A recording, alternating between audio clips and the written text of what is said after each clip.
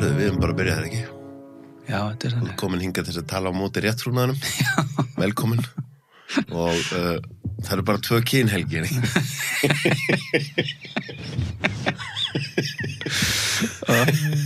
Hvað helst þú að koma þér út í? Það eru 2 kyn. Raun og ekki. Nei, hvað eigum að byrja? Það er svona líkt okkur, það er svolítið líkt okkur að flæða hlutina. Já, já. Það er karakter okkar begja, ekki? Já. Að vera tímindum og seinna og... Tímindum? Það flæðast. Það er bara lágmark. Hálftími er svona bara lágmark, finnst mér. Já, ég fann einmitt það að þetta er heilagur tími dagsins sem við erum að tala inn í hérna. Og eftir að maður fór að vinna að einhverjum krafti þá áttaði maður því að morgungluginn, eins og við höfum talað er alltaf besti tími dagsins til að vinna hlutina í einbeitingu. Já, mér finnst alltaf skrítið þegar ég hitti fólk sem meðhöndlar daginn sinn bara eins og þú sért með sömu einbeitingu alla vökutíma sólarhringsins. Ég skil alltaf að mér bara til fólk sem bara með sömu einbeitingu frá þegar vaknar. Já. Og þá kallar sofna. Því ég eiginlega orðin svona, kannski maður búin að manifesta þetta mikið, ég eiginlega orðin svona, ég búin að ákveða ég sé ófungerandi ákveðnum hlutum eftir ákveðan tíma dagsins. Já, þetta er rosalega, þetta verða nánast eins og erfið trúarbrögð að vera með svona morgunglugga og maður sérstaklega í svona rosalega vanafestu að nýta tíman frá því að vakna og það bara og fara á stað, þú veist, ég tek rosalega morgunrútínu til að tryggja ég sé alveg, þú veist, beittur. Þannig ég fer út að hlaupa, ég fer í kaldapottin. Það var einmitt það sem svona gott að byrja þar, maður langaði að tala um það, því þú náttúrulega ert einn af mínum bestu vinnum, og þekkja það lengi, að þú er búin að breyta þér frá því að vera næturhafn, að borða popp og drekka Pepsi Max, og vaka langt fram eftir yfir ég að vera með mjög með Pepsi Max glös svona ilja mér í hjarta rætur að sjá það er ekkert frákvörf þegar þú sér merkið. Jú, ég bara þegar ég drekka og ímyndaði mér sem með það ég er með þetta stöðningsaðalar í Hæ podcastinu sem ég er með. Já, það búin að vera, ég held ég nánast bara fröppa. Já, ég að fara að tekka hvort þessi menn ég ætla ekki að ljúga því, ég fæ með Pepsi Max einstaklega sko. Já. En nei, að því svo ertu alveg núna einn af þeim sem ég þekki, þá ertu með svona einna öguðustu morgunrútínu af þeim sem ég þekki, sko, að því þú ert alveg með fleiri en einn og fleiri en 2 hluti sem þú gerir á morgnana. Hvað ert að gera á morgnana og af hverju?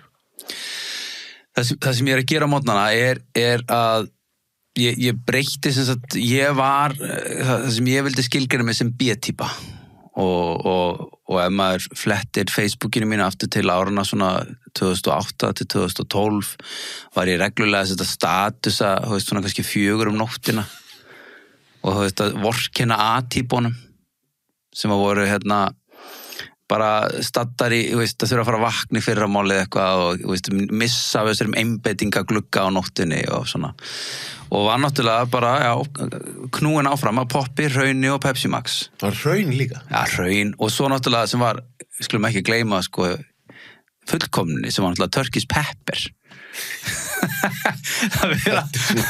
High performance rútína. Þetta var alveg geggjað. Ég var alveg að spara mig, ég fór kannski í ræktina, þetta er mjög sérstætt, ég fór í ræktina, oft var ég bara eins og sko, algjör grásleppa fram eftir degi.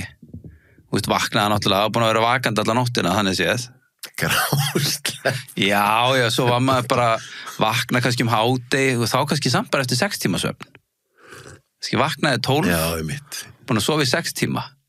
Og þá var maður svona draugslegur og oft var ég þá að taka og fá mér, eitthvað, bara þess vegna bara hambúrgara, eða eitthvað, til að starta deginum, hita upp eða grilla samlokur eða eitthvað. Og svo var maður svona hálfpartinn aumur, sko. Og þangað til náttúrulega lagði mig seinnipartinn svona til að ná einhver orku og svo reif ég mig upp á kvöldinu og fór oft og hjólaði vörklass úr Breiðholtinu. Já, ég man því. Og bara hjólaði vörklass og tók og kannski var bara í 2,5 tíma í hreyfingu og þá kom ég heim og þá var svona dagurinn að byrja hjá mér svona upp á 7-8, kannski 8-9 sko, þá svona var ég svona byrjaðar að, og svo kannski upp á svona 10-11 þá fór ég að poppaði og var búin að hlaða í hraunkassa og átti Turkish Pepper og var kannski með 2 litra Pepsi Max og svo var ég bara að skrifa og var yfirleitt að ná svona hæsta punkti kannski 2:30, 3 nóttina og svo fór það reynda þannig að þessi punktur fór ofta frestast meira og meira. Já. Þannig að kannski hámars afkvöstin voru, þetta er alveg steikt sko, en þú veist, voru kannski fyrst 1 og svo 2, svo var ég eiginlega komið þannig að ég var kannski að fara að sofa kannski 7-8 á mótana. Shit. Og þú veist, ég var að fara að sofa, þá náttúrulega áttaði mikið á því, þá fekk ég svona, ég þurfti ofta að vera svo rosalega þreyttur til að geta sofnast, af því að bara leið og ég lagðist á kotta var oft svo mikil óeirð í mér sko. Og það sem ég vissi ekki þá var ég bara að fá koffínkrassið. Ég fattaði það ekki með Pepsi Maxi á sínum tíma að maður drekkur 2 lítra af því á nóttunni Já, hjálpa líka örugglega ekki að vera með sykur. Já, sykurinn og koffín og þetta svona, það hjálpar ekki. En einmitt, af því að sko, án þess að maður ætla eitthvað að gera lítið úr því, það alltaf lægi ef einhver vill lifa lífi sínu svona. Og ég verð samt alltaf að hissa, þegar maður það svona einn og einn aðili sem ég að biðja að koma inn í podcastið sem segir bara, þú veist, þegar ég segi já, hvað er maður að segja, 10:30 og þess að nei, ég opna ekki munnin til þess að tala fyrir hádegi, sko. Nei. Þannig að það alveg, og það er þó oft listafólk, sko. En einhvern veginn finnst mann eins og þetta sé nú ekki high performance program, það er hægt. Nei, þú veist, þetta er svona það sem maður selur sér, þú veist, þetta er svona, þú veist, maður selur sér B-típuna í ljósi þess að, og þú veist, og hver hefur tíma til að vakna ekki á mótnana, eða þú veist, efnaði öllu heldur. Einmitt. Og þetta alltaf þarna var ég bara, en átti svolítið merkilega, æfi að því leiti, mjög merkilega æfi. Nei, það sem gerðist ég var rosalega metnaðarfullur, með svona, success huga, svona velgengnis, svona vildi bara ná hámarsvelgengni og hún miðaðist alla tíð við að það var einhvern tímann upp úr svona ég vildi, þú veist, skóli fyrir mig var svona einhver, þú veist, ef ég geti klárað skóla og gert ógeðslega góða hluti þar, þá myndi þetta einhvern veginn bara mér vera borgið. Þannig að ég hamaðist í raun og veru sko þangað til 25 ára í námi og átti algjört ásthatu samband við skóla, hann var öryggi mitt að leita í það, frekar hann að fara að vinna einhvers staðar. Ég kunni að gera það, en þú veist, eins og þegar ég var í Vestló, þú veist, ég kom þangað þá yfirleitt var bara taskan upp á borðinu, ég leit mig þrauka í gegnum, sko, alla tíma. Tengi við þetta. Og við félagarnir vorum stundum með svona lítið ferðaskák borð á milli okkar, eða við vorum, þú veist, með alls konar, það voru til svona, eitt sem við gerðum var, sem við kölluðum krónukeila í tímum. Þá tókum við svona 3 eða 4 litla svona plaststubba sem voru svo keilur og voru með tíkall og létum tíkallinn spinna þannig að hann færi og myndi fella keilurnar. Það var svona alls konar litli leikir og ég var oft svo þreyttur og enn þann dag í dag get ég til dæmis ekki setið fyrirlestur ef hann er ekki mjög, eða bara mjög erfitt að setja fyrirlestra. Já, einmitt, maður hugsa þetta form, sko, þannig að vonandi sé búið að breytast eitthvað. Nei, held ekki, sko. Nei, líklega ekki, sko. Eigum við að komast að þeirri niðurstöðu því nú erum við báðið með háskólamenntun. Og það kannski, þú veist, það kannski svona fólk sem gerir lítið menntun sem er ekki menntað, þá er svo auðvelt að segja að þetta er bara einhver bitur í þeir eða eitthvað. En eigum við að komast að þeirri niðurstöðu, þetta sé bara rugl. Þetta kendi mann ákveðið vinnubröð. Ég hef stundum sagt bara að ég hafi verið sko þroskaskertur í svona 10 ár eftir nám. Bara þroskahamlaður. Þú veist, þetta hefði verið fínt upp að einhverju marki, en eins og ég gerði þetta, að þá þetta drepur alla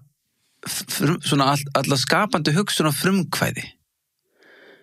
Eins og ég gerði þetta. Nú þekki ég ekkert, þú veist, ég get aldrei álykta neitt skólagöngur annar eða hvað þeir fengu og sumar skólagöngur, skilur, þú veist, ég fer ekki og gerir bara uppskurði eða bara verður dýralæknir að því að þú veist, þú vingar það einhvern veginn. Það er góð punktur. En svona þessi mjúku fræði, eins og viðskiptafræði, það til dæmis gagnaðist mér svakalega lítið að vera með 3 háskólagráður þegar ég fór í business. Einmitt, þú ert með viðskiptafræði og ég með sálfræði og það er svolítið einmitt. Læri maður ekki business af því að sem þú hugsaður einhvern gaur sem bara byrjar 15 ára eða þú veist eins og Jón Ásgeir var bara komin í bónus að læra pappa sínum, ég held að hann hafi verið 12 ára eða eitthvað. Þú veist, það er miklu meiri skóli og meiri sem er sálfræðina, þá sem að svolítið það sama, sko. Þú veist, maður fer í gegnum allt háskólanum og maður talar ekkert við fólk, sko. Nei, menn ángríns. Þetta er rosalega skrítið. Þetta er alveg bara svona ævintýralega skrítið. Af því að ég var alltaf með löngun til að fara, þú veist, alveg frá því ég var 15. Þegar ég var að klára grunnskóla, þá sótti ég Vestló og ég var alltaf á mörkunum. Ég gerði bara það sem þurfti, lágmarkið. Þannig ég held ég hafi slefað inn í Vestló með samrændu prósengunarnar.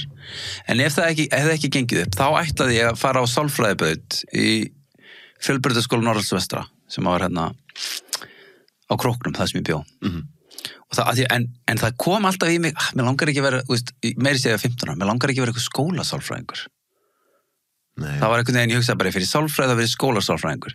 Og ég leiti upp svona í kringum mig, og frændi minn var í business og bróðir minn var í vistafræði og pabbi og hann lögfræðingur, en ég elti svolítið þessa braut einhvern veginn, ég vildi svona skapa eitthvað að búa og ég sá fyrir mér þetta verða markaðstjóri, jafnvel Coca-Cola, eitthvað svona sá fyrir mér að fá svona eitthvað starf sem svona, sá eitthvað fjör.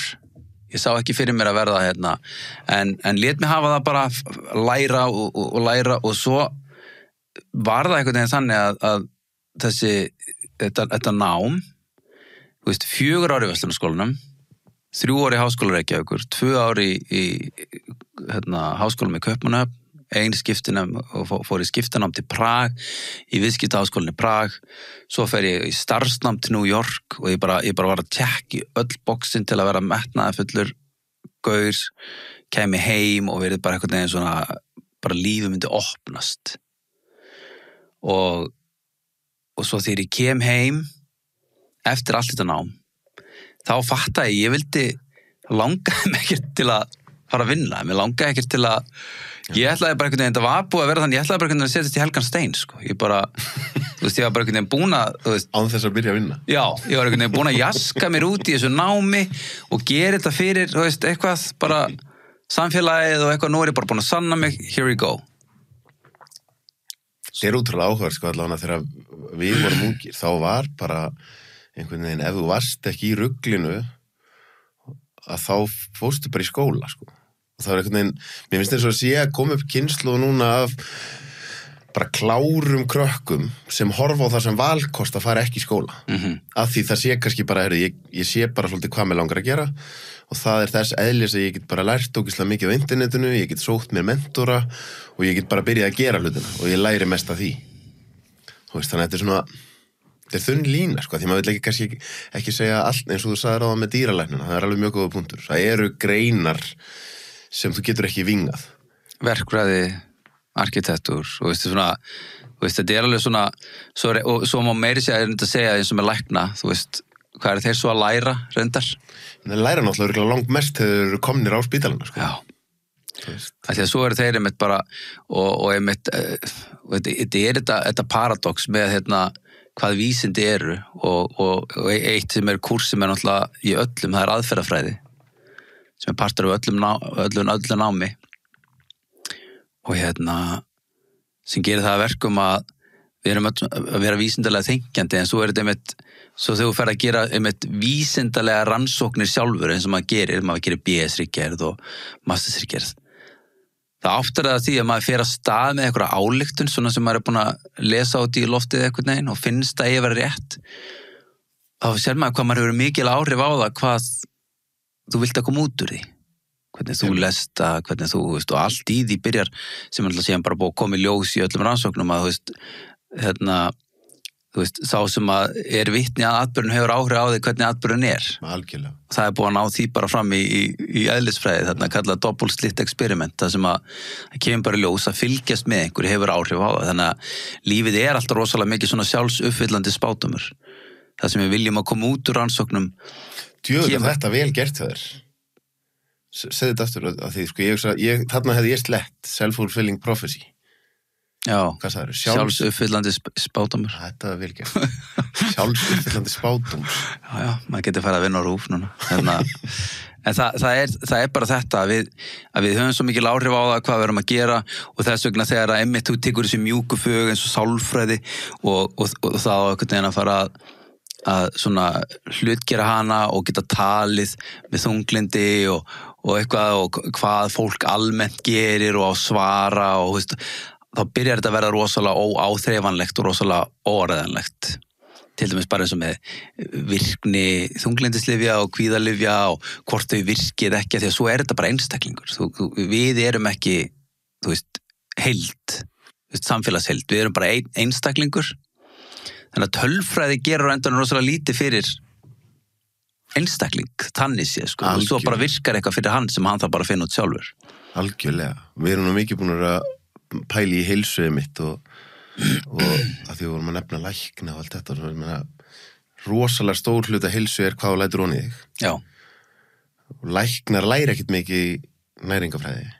Þannig að fyrir svona 20 árum þá hefði læknir sagt við að þú ættir alls ekki að borða smjör og rjóma og bara fita var það verst af öllu. Núna allt í hennu 20 árum síðar mjög líklegt að læknir, ef það eitthvað alvarlegt að þér, jafnvel út með krabbamein, hann myndi segja að þú ert að taka út öll kolvetni. Já. Hvað breyttist á þessum 20 árum? Skilur, hérna, jafnvel það sem við köllum vísindi oft, það getur verið að við hlæjum að því eftir 20 ár hvað við köllum vísindi í dag. Sko. Það líka bara, það verður alltaf ákveðin hroki sem fylgir þekkingu hvers tíma. Að því við situm alltaf á, eða líður eins og við situm á hátindi þekkingar hvers tíma. Absolutt. Eins og þegar fólk að skera fituna af kjötuna því að vill ekki vera feitt. Nú bara búið að koma í ljós að fitan bara nauðsynleg og þurfum á hana að halda. Á meðan að sykurlausa mataræði og alla leiðirnar til að gera það orðnar, steiktar, sko. Þannig að þetta svona, og það eins og við höfum, svo sem báði gert að við höfum bara, sem óhugnalegt að því leiti að við viljum að einhver annar viti betur en við. Og það partur af því sem við erum að tala með skólakerfið og partur af því að hverju ég var bara eiginlega þroskaskertur eftir það að ég búin að sita inni í, stofnun sem að gera bara ráð fyrir að lífið svona. Þetta bara lífið, þú bara fyrir skóla og það þannig sem lífið og þú lærir með því að sita og hlusta á eitthvað, segja þér eitthvað og svo átt að læra allt sem hann sagði og geta munað á prófi og þá náttúrulega fer maður bara í það, eins og ég var bara hlaða þessu öllu inn nóttina fyrir prófið og vinna þetta vel á sektarkenndinni og reyna að klára sig af og fá síðan pepp fyrir og allt sem maður að læra frestunarorða að því var engan áhuga á því sem varst að gera að vera með heimalærdóminn hangandi yfir sér sem svona einhverja byrði svona frá því að föstudagur kemur heim úr skólanum föstudaginn og alla helgina svona lúrir yfir manni það að maður að þurfa að læra heima fyrir mánudaginn og svo gerir það ekki eða síðustu stundu eða og alltaf svona bara læra ákveðna aðferðafræði til að gera hlutina sem byggist á því að það þarf að vera eitthvað skrimsli á endanum sem skammaði ef þú gerir það ekki. Einmitt og þú hitt á rosalega áhugaverðan punkt þegar þú talar þetta með að við viljum einhver annar viti fyrir okkur.